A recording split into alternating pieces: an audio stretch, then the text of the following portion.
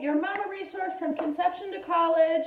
This week, we have talked all week about money, specifically the scarcity mindset. We've talked about how that can be stopping you in your regular life, moving forward and taking care of yourself and getting the things that you really need. Yesterday, we talked about birth and why it's important to spend the money that you need to spend to make the birth that you know you need.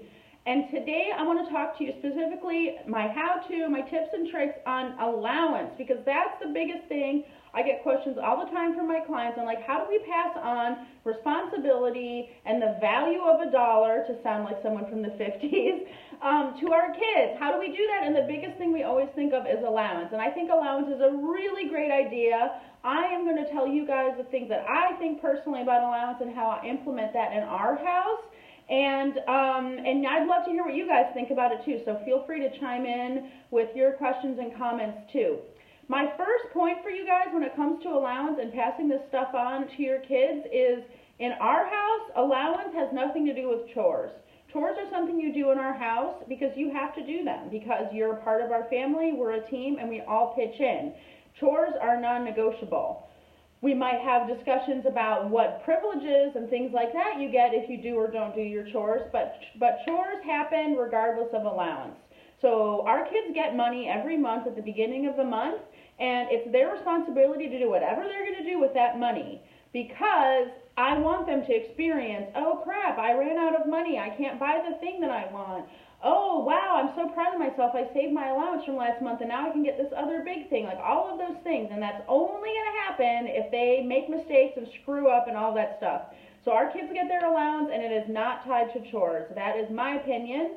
So that's my tip number one for you. Tip number two is, like, don't buy your kids all the stuff, because if they have no reason to use their allowance, if they have nothing that they want, but they can't have unless they buy it with their own money, then allowance really has no meaning to them. So there's plenty of things, I promise you, no matter what age your kid is, there are plenty of things your kids want that they do not need, and you probably don't really even want them to have anyway. Those are great things to have your kid be the one who has to pay for it with their own money. So tip number two, don't buy your kids everything. Leave some stuff for them to want and to have a motivation to save money and use it for that stuff. Tip number three is, once you decide that you're going to do allowance, or maybe you've already done allowance but you just want to change it up, have a conversation with your kids. Have a conversation that's not telling them what to do, that's not saying this is how you need to spend your money, or you have to put this percentage aside, or give this percentage to charity, or any of that stuff, okay? It's a conversation for you to give suggestions. It's an opportunity for you to share your ideas and to tell them what they can expect from you. And you just, tip number four, last thing is, you just sit back and you hope to God that they didn't listen to anything that you said and they make a huge bunch and tons of mistakes. Because those mistakes are the things that they're going to get the learning from. They're going to lose their money. Yes, win, teachable moment. They're going to spend all their money on crap and have nothing left within like the first 2 days of the month. Awesome, total win, learning opportunity.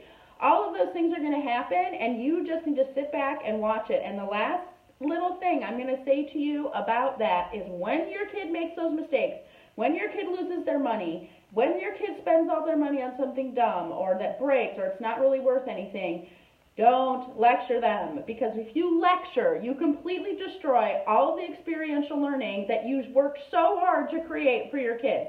The lecture ruins it, okay? So don't lecture your kids. Be sympathetic. Say, oh man, you know what, buddy? I spent some money on stuff that I thought was a good deal before, and it turned out that it was really cheap and it fell apart. I know exactly how you feel. That stinks. Bet you're going to make a great choice next time. Or you lost all your money? That stinks. But don't lecture them. Just zip it. Give them suggestions. Stand back and hope to God they make mistakes. And when they do, just love them. Just love them, and that's it.